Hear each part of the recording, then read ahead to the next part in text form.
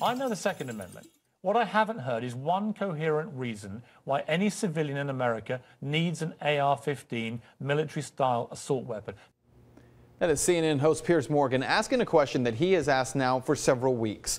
Why does anyone, regardless of the Second Amendment, need an AR-15 rifle? I'm going to try to answer that question in just a moment, but first a look back at a reality check that explains the origins of the Second Amendment.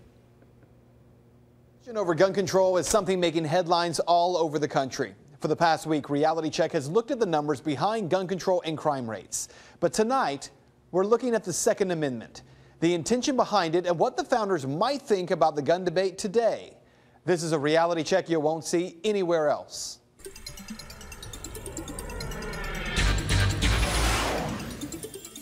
The discussion over gun control in light of the Connecticut school shooting has been building over the past week.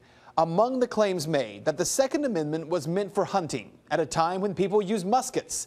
So we begin tonight with what the Second Amendment says. Quote, a well-regulated militia being necessary to the security of a free state, the right of the people to keep and bear arms shall not be infringed. Now, to be clear, the militia is not regular military. They were farmers and blacksmiths who went about their daily lives. But notice that the amendment says this is for the security of a free state. According to the 1828 dictionary and other historical documents of the day, that independent state was actually seen as an independent nation. So it's important to understand that the Second Amendment was not about guaranteeing the right to a musket.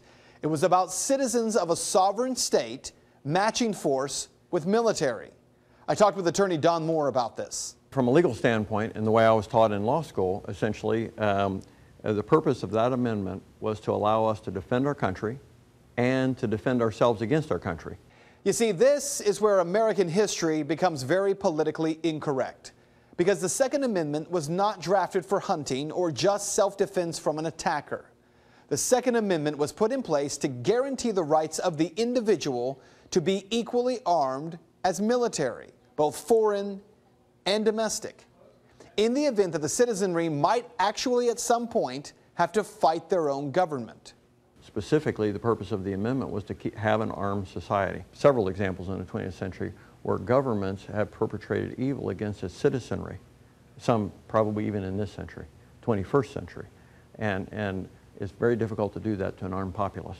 To an unarmed populace, you can round them up, you can put them in ghettos, you can execute them, you can do all kinds of things when they're not armed.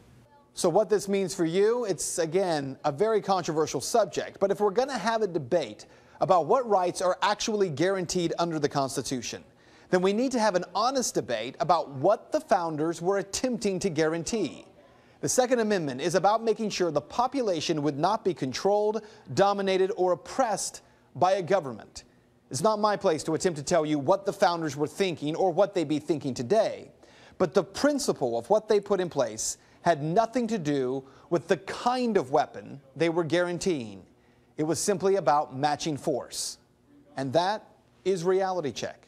So to the question about why an AR-15 rifle. Follow me here. The framers believed in the right of free speech, but today most people believe that speech has limitations, obscene speech or hate speech. The framers believed in the right to keep and bear arms matching military force, but today the Supreme Court has ruled that you shouldn't be able to own an RPG or a tank. By extension, Piers Morgan says, an AR-15 rifle. The framers believed in the right to trial, but many Americans now for themselves believe that President Obama and Bush are okay by accusing some people of terrorism and not entitling them to that right to trial. That's why Piers Morgan and those who share his worldview will never fully understand the Constitution, because at the time the Bill of Rights were written, hate speech existed, but the framers believed the right of the individual was greater than the collective right of society. Terrorism and murder existed, but the framers believed that the right of the individual to have evidence brought against them in court was greater than the right of the mob. Firearms and weapons at the time of the founding existed, but the framers believed that the right of the individual to be armed was greater than the right of the government to control arms. Were the framers right? Are those calling for stricter controls today right? That's not for this journalist to decide. But until we accept there is a fundamental difference in worldview, both sides of this argument will continue to bang their heads against the wall. Thanks for being with us tonight. Have a great night. We'll see you back here next week.